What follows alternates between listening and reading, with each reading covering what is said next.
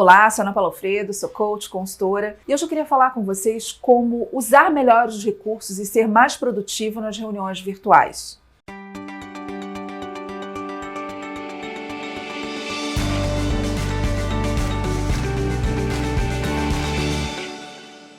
Oi, gente, eu queria aproveitar só alguns segundinhos para pedir para vocês se inscreverem no canal e curtir os vídeos que você gostar. Isso é um incentivo para a gente continuar trabalhando e para a gente entender quais são os vídeos que tem mais a ver com você. Então agora, bora pro conteúdo. Cada vez mais o mundo nos impõe novas formas de fazer as coisas, seja pelas experiências que a gente teve com pandemias, seja por restrições de viagem em função de orçamento, seja por razões políticas. A verdade é que cada vez mais usamos o ambiente virtual para fazer as nossas reuniões. A tecnologia já avançou pra caramba, né? A gente tem diversos aplicativos que facilitam as conversas à distância, aprendizado à distância, mas a nossa forma de pensar ainda está muito presencial. Nesse vídeo eu queria falar um pouquinho sobre alguns exemplos de como usar melhor os recursos para reuniões virtuais e principalmente dar algumas dicas de como ser mais produtivo nesse ambiente virtual. Bom, como sempre eu vou começar contando um pouco da minha experiência, né? Eu estou baseada no Rio de Janeiro, mas eu já atendi clientes em Porto Alegre, Brasília, São Paulo, Espírito Santo, Bahia, inclusive nos Estados Unidos e em Portugal. Mas isso nem sempre significa viajar ou estar presencialmente com o cliente. As plataformas como o Skype, o Zoom, o Webex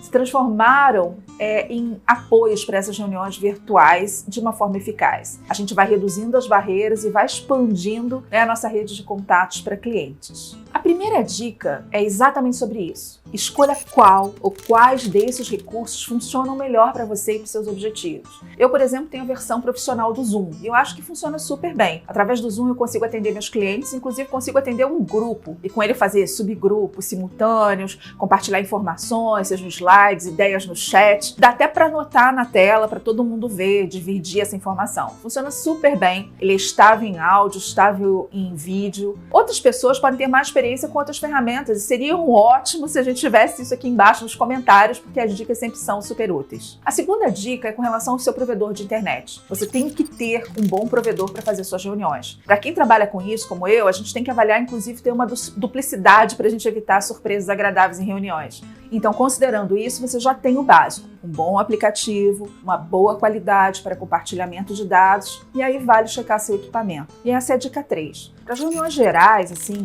basta ter um bom computador ou até um celular com uma boa câmera e um bom microfone. Eu costumo usar uma outra webcam para ter uma melhor resolução de imagem e eu estou avaliando, por exemplo, a compra de um melhor microfone. Mas eu trabalho com isso, eu produzo vídeos, eu produzo podcasts, então assim, eu tenho uma necessidade de equipamento maior do que simplesmente para uma reunião comum. Em geral, um bom fone é importantíssimo, principalmente se você tiver em algum espaço compartilhado, como a sua casa, ou um coworking, ou algum lugar público. Aeroporto costuma ser um lugar muito barulhento, por exemplo, né? E a gente tem que olhar um pouco melhor essa questão do barulho. Tem um ponto que é a confidencialidade. Quando você está fazendo a reunião, você tem que pensar no que está sendo tratado e quem pode ouvir isso. Então a dica 4 tem a ver com esse ambiente. Buscar um espaço de silêncio mais reservado é muito importante, principalmente se você estiver fazendo uma reunião mais longa. Eu sei que nem sempre isso é possível, né? Então assim, procure usar o fone para preservar o que é dito na reunião.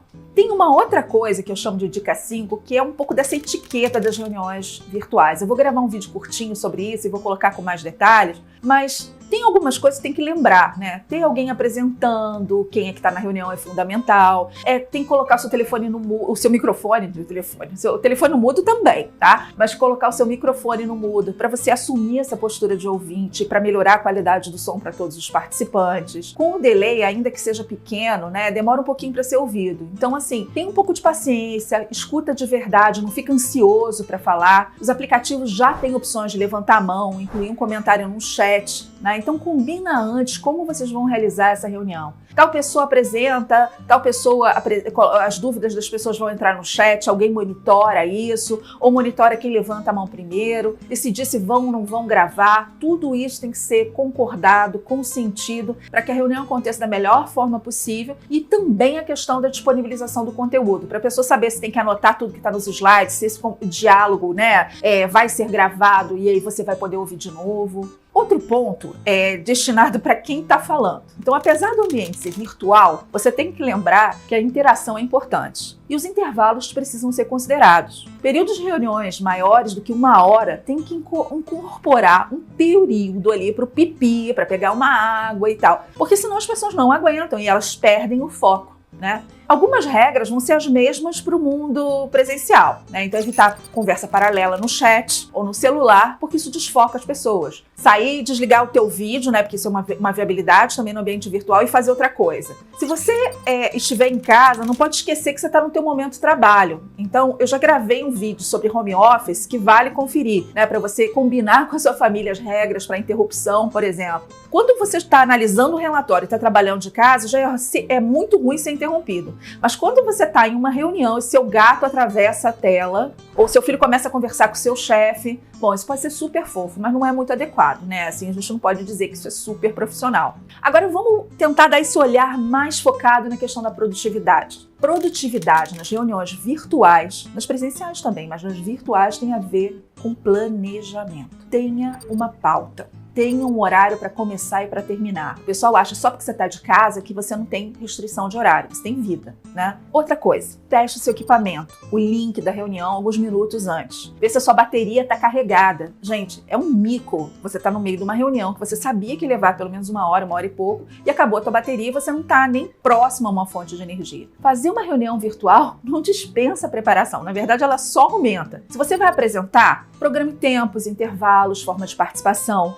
Se você pressupõe que outras pessoas vão compartilhar arquivos ou levar informações adicionais, tudo isso tem que ser planejado para evitar que você tenha os recursos que são necessários para isso e até que você oriente pessoas que estão começando a trabalhar nesse ambiente virtual. Leva seu material para a reunião, se você é participante ou palestrante, tanto faz. Abra os arquivos das informações que você precisa, anota suas dúvidas, tenha seu caderno, mantenha o foco no tema da reunião e garanta que os objetivos previstos foram entendidos. Uma outra coisa fundamental é determinar quem tem qual papel e quais são os próximos passos. Aproveitar esse momento final, e principalmente nas primeiras reuniões, para avaliar a reunião em formato, perguntar como é que as pessoas se sentiram, o que foi feito, o que funcionou bem, o que pode melhorar, o que a gente pode fazer melhor. Isso é sempre muito rico e traz melhorias significativas para as próximas reuniões. E principalmente não tem medo. Vai funcionar. Começa, avalie, aprenda. As pessoas estão entendendo que, às vezes, isso é a primeira vez que vocês estão tentando executar. Então, como tudo na vida, começa, avalia, aprenda, faz de novo e vai ficando mais fácil com o tempo.